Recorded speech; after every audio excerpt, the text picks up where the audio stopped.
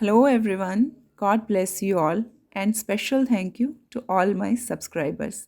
जैसा कि हम सब जानते हैं, मैनिफेस्टेशन की जर्नी में हमें अपने वाइब्रेशंस को हायर नोट पर रखना होता है, तभी हमारी विशेस, हमारी डिज़ायर्स, हमारी 3D रियलिटी में आ पाती हैं। आज हम बात करेंगे कुछ ऐसे साइंस की जो कि एक हाई वाइब्रेशनल पर्सनैलिटी में पाए जाते हैं।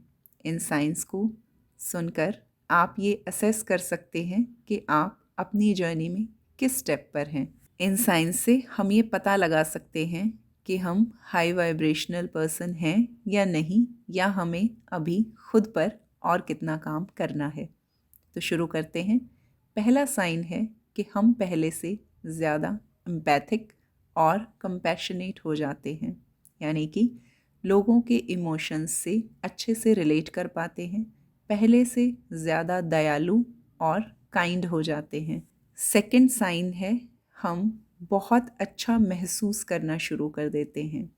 हमेशा मोस्ट ऑफ द टाइम हम जॉय, हैप्पीनेस और पॉजिटिविटी की फीलिंग में रहते हैं। थर्ड साइन है, वी बिकम मोर जेनरस। हम अपने लैक के माइंडसेट को छोड़कर अबंडेंस के माइंडसेट में शिफ्ट हो जाते हैं।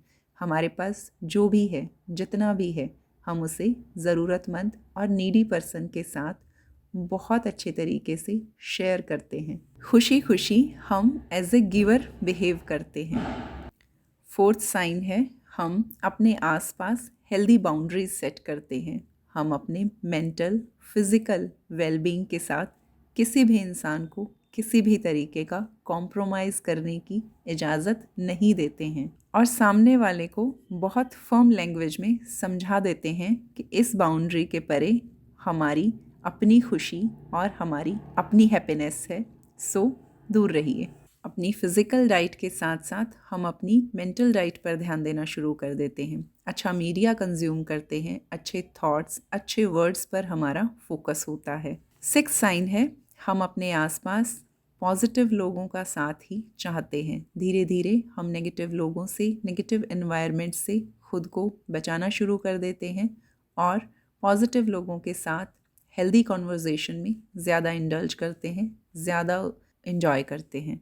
हम पहले से खुद का बहुत ज़्यादा ध्यान रखना शुरू कर देते हैं, खुद को प्रायोरिटाइज़ करना शुरू कर देते हैं। अपनी फ़िज़िकल, मेंटल और इमोशनल हेल्थ पर पहले से ज़्यादा काम करना शुरू करते हैं। खुद को एक क्वीन और किंग की तरह ट्रीट करना शुरू कर देते हैं।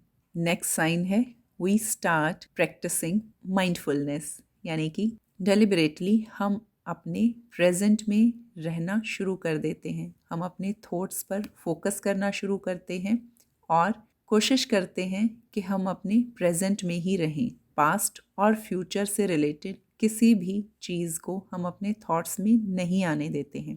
हालांकि 100% अपने सभी थॉट्स को कंट्रोल करना पॉसिबल नहीं है, लेकिन मेजॉरिटी ऑफ टाइम हम प्रेजेंट में ही रहने की कोशिश करते हैं।